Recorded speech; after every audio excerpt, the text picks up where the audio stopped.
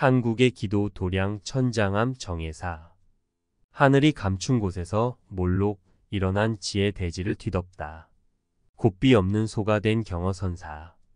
끝없는 정진으로 깨달음 닦으며 제자 수월 해월 만공 스님과 선기 번뜩였던 연암산 자락 도량. 만공 스님은 덕숭산 정예사에서 눈 푸른 납자 제접하며 법 전해 덕숭문중 가풍으로 오롯이 전승. 시골집 같다. 외로워 보이는 도량에서 외려 선기가 느껴졌다. 경어선사, 이곳에서 깨달음을 얻었다. 만공 스님의 법맥은 정강 스님이 받았다. 만공 스님은 정예사에서 법을 전했다. 정예사 앞마당에 남매탑과 소나무 두 그루가 나란히 섰다. 경어 스님과 만공 스님인가, 만공 스님과 정강 스님인가. 저문은 하늘 향해 곱게 성기를 뻗어 올렸다. 기와를 쌓아 만든 담이 끝난 곳에 단추람 하나 잠들어 있었다. 탑 하나, 석등 둘, 임법당 하나, 산신각 하나, 공양간 하나, 요사체 하나, 작은 선원 하나, 간이 지장전 하나가 전부였다. 경어선사 오도보림도량 연암산 천장사암는 아들, 딸 모두 떠난 시골집 마냥 침묵하고 있었다. 바람이 목탁 소리를 싣고 연암산 곳곳에 흩뿌렸다. 풍경도 슬며시 소리 하나 덧붙였다. 길에 버려졌다야가 주지 허정 스님과 인연 맺은 길손이도 지저대며 객을 마중했다. 여느 절의 초하루와 사뭇 달랐다. 대중의 연불소리도 공양간의 왁자지껄함도 없었다. 천장사 임법당 앞에 신발 하나만 가지런했다. 예불 드리는 스님의 목소리가 잡음 없으니 도리어 청량하다. 법당 오른쪽엔 경어 선사 입적 백주기를 맞아 세운 기념탑이 자리했다. 고개를 왼쪽으로 돌리니 외로워 보이던 도량에서 외려 선기가 느껴졌다. 경어 스님의 방이었단 푯말이 세워져 있었다. 좌복 하나 겨우 들어가는 골방에 경어 선사가 눈을 부릅뜨고 앉았다. 단추람 속에 잠이라니. 섣부른 판단이었다.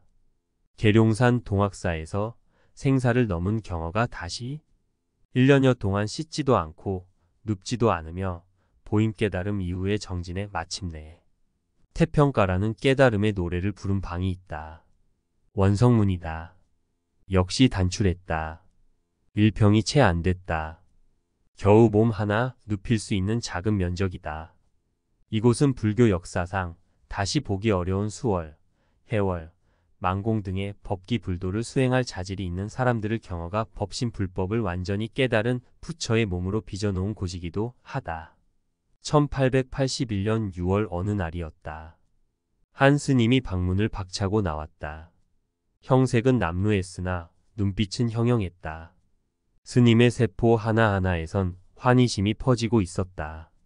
호련히 곱비 뚫을 곳이 없다는 소리를 듣고 몰록 깨닫고 보니 삼천대천세계가 내 집이네. 6월 연암산 아랫길에 일 없는 들사람이 태평가를 부르네. 1년 동안 빗장 걸고 공양도 대소변도 방에서 해결했고 모기와 빈대가 몸을 물어뜯어도 꿈쩍 않고 정진했던 결과를 본 게다. 그때가 경어선사 36세 되던 해다. 이 방이 원성문이니 깨달음을 원만하게 이뤘다는 뜻은 뭘까? 당시 대강백으로 이름 높던 경어 스님이 참선을 시작한 시기는 1879년 여름이었다. 환속한 은사 스님을 만나러 가다 전염병 도는 마을에서 죽음 앞에 누구도 자유로울 수 없다며 동학사에서 생사윤회의 고리를 끊고자 가부좌를 틀었다. 방해되는 졸음은 살가 죽을 찌르는 날카로운 송곳이 물리쳤고 턱 밑에 괜 날성 칼은 용맹정진을 채찍질했다. 3개월간 씨름한 끝에 소의 곱비 뚫을 구멍이 없다는 어느 사미의 말에 문득 깨달음을 얻었다. 소가 콧구멍이 없으면 곱비를 묶을 수 없으니 이리저리 끌려다닐 필요가 없다는 얘기다. 곧 자유다. 한번 깨달음에 이르렀다고 해서 완벽할 리는 만무했을 게다. 그 깨달음을 굳게 다지는 보림이 필요했다. 친형 태어 선사가 모친 박씨를 모시고 수행 중이던 천장암으로 수행처를 옮겨 정진해 곱비 뚫을 콧구멍 없는 소가 됐다. 천장사는 하늘이 감춘 절이다. 왜 천장사암인지 단박에 알 수 있었다. 속세일에 끄달리지 말고 공부만 하라고 하늘이 쉬이 내주지 않아서다. 단추락이 그지없는 이 작은 방에서 선기 하나만은 번뜩였을 터다. 이곳에서 구한말 꺼져가던 한국 불교 선맥의 불씨를 지폈던 위대한 순간순간이 싹 텄다고 한다. 경허선사가 법을 구했던 방 바로 옆방이 이를 대변하고 있었다. 원성문 같이 좁았다. 성인 남자 셋이 눕기도 벅찬 공간이었다. 망공 스님 방이란다. 제자들이 경허선사를 시봉하며 머물렀던 방이었다. 경허선사가 깨달음을 얻은 뒤 2년 뒤에 수월 스님이 천장암에서 출가하고 이듬해 동학사에서 공부하던 망공 스님과 정해사에서 정진하던 해월 스님이 천장암을 수행처 삼았다. 경허선사의 제자들은 세 달로 불린다. 북녘의 상현달 수월 스님과 남녘의 하현달 해월 스님, 그리고 중천의 보름달 망공월면 스님이다. 제자들은 여기서 인천의 스승이던 경허선사의 일거수일투족에서 가르침을 얻었다. 수월 스님은 스승을 떠나 북간도에 움막을 짓고 집신을 삼아 오가는 사람들에게 밥을 해먹이고 집신을 줘 보내는 관세음보살이었다. 사제였던 망공 스님은 생전에 절에 손님이 오면 발 감싸개인 간발을 벗겨 손수 빨아서 불에 말렸다가 아침에 신도록 하고 밤새 몸소 만든 집신 3-4켤레를 바랑 뒤에 걸어줬다고 했다. 수월 스님은 천장사에서 머물던 시절엔 집신 삼고 나무하며 방아를 찧어 스승과 절 식구들을 공양했다. 그는 몰랐지만 늘 신묘 장구 대다라니를 일심으로 독송하며 몸 구석구석에서 다라니가 쉬지 않고 흘렀다. 해월 스님은 천장암 근처 바위굴에서 7일간 정진 끝에 한 소식을 들었다. 정진 6일째 되던 날 스승이 내일 길을 떠나야 하니 집신 하나 지어달라는 말에 한 켤레를 삼아놓고 다른 집신을 틀에 넣은 뒤 탁하고 두드리는 망치 소리에 몰록 지혜가 솟구쳤다. 그 길로 개심사에 주석하던 스승에게 법을 인가받고 통도사, 내원사, 범어사, 서남사에서 천진불로 불리며 선풍을 떨쳤다. 망공 스님은 주로 수덕사에서 스승의 선풍을 이어갔다. 스승이 망공 스님을 일깨운 유명한 일화가 있다. 무거운 쌀자루를 진 망공 스님이 한 걸음도 못 가겠다고 하자 일부러 다른 박질치는 상황을 만들어 무겁다는 생각에 갇혀있는 제자의 발걸음을 채찍질하기도 했다. 하늘이 잔뜩 찌푸리기 시작했다. 망공 스님이 주석했던 덕숭산 정해사로 향하는 발걸음에 조급함이 묻어났다. 허정 스님은 천장사 마당 평상에 걸터 앉았고 길손이는 말없이 꼬리만 흔들었다.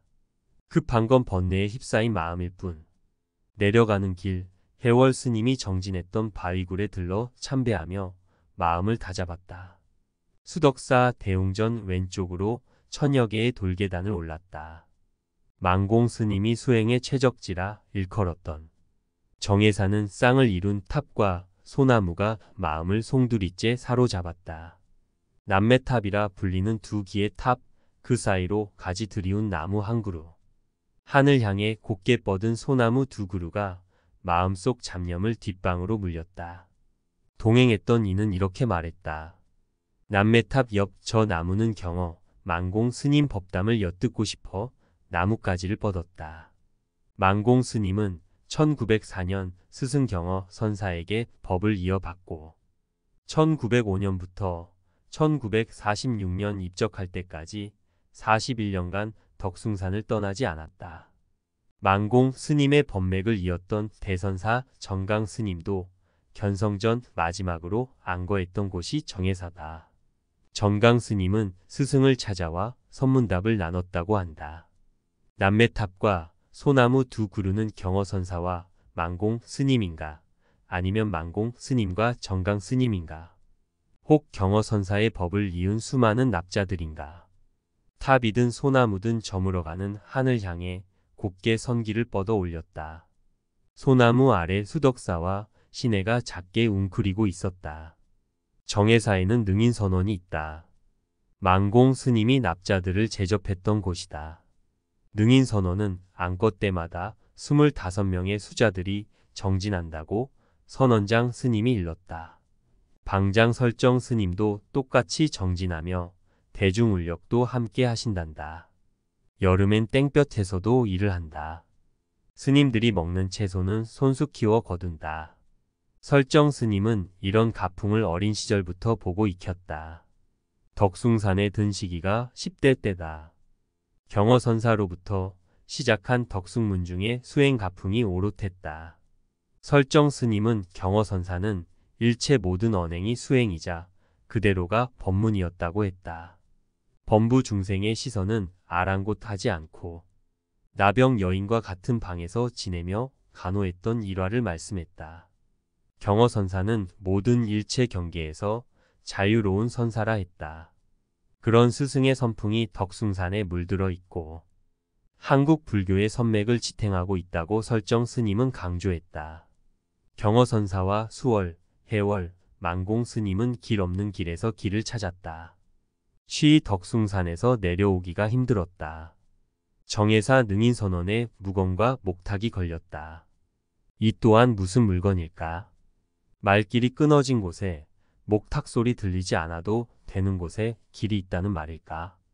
무건에서 말이 빚는 수많은 업들을 지우고 목탁에서 두 눈 부릅뜨고 항상 스스로를 점검하라는 선사들의 일가를 듣는다.